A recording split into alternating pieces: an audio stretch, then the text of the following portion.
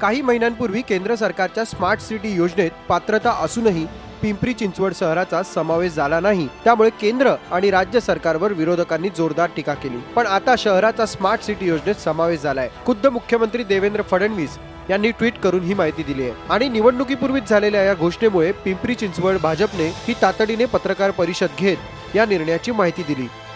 भारतीय जनता पार्टीच्या सर्व तमाम कार्यकर्त्यांनी मुख्यमंत्र्यांना भेटून केलेली विनंती, माननीय मुख्यमंत्र्यांनी पिंपरी चिंचवडकरांसाठी देशाचे शहर विकास मंत्री व्यंकय्या नायडू यांना केलेली विनंती आणि मोदी सरकारचं विकासाच्या बाबतीत असणारं सकारात्मक धोरण, त्यामुळे पिंपरी चिंचवडचा स्मार्ट सिटी योजनेमध्ये समावेश झालेला आहे।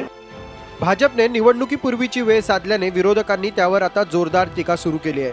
निवडणुकांपूर्वी भाजपने पिंपरी चिंचवडकरांना गाजर दिलंय अशी टीका राष्ट्रवादीने केली आहे, तर मनसेनेही भाजपची ही स्टंटबाजी असल्याचं म्हटलंय। आता त्यांच्या लक्षात आलेलं आहे की निवडणुकीला सामोरं जाता असताना त्यांच्याकडे कोणतंच काम सांगायला नाहीये, शून्य काम त्यांच्याकडे आहे। केवळ मागच्या 10 महिन्यामध्ये वर्षभरामध्ये भ्रष्टाचार हा डंका पिटवत यांनी दिवस काढलेले आहेत। त्यांना निवडणुका लढवायच्या आहेत, बोंब नको व्हायला। स्मार्ट सिटीमध्ये का घेतलं नाही पिंपरी चिंचवडला हे वाटायला नको, म्हणून मतदारांना फसवण्यासाठी ही बोलताप आहे।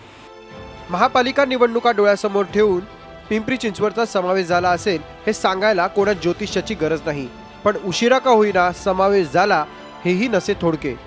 निवडणुकांपूर्वी स्मार्ट सिटी प्रमाणेच इतरही अनेक मुद्द्यावर भाजपकडून वेगवेगळ्या घोषणा करण्याची शक्यता आहे।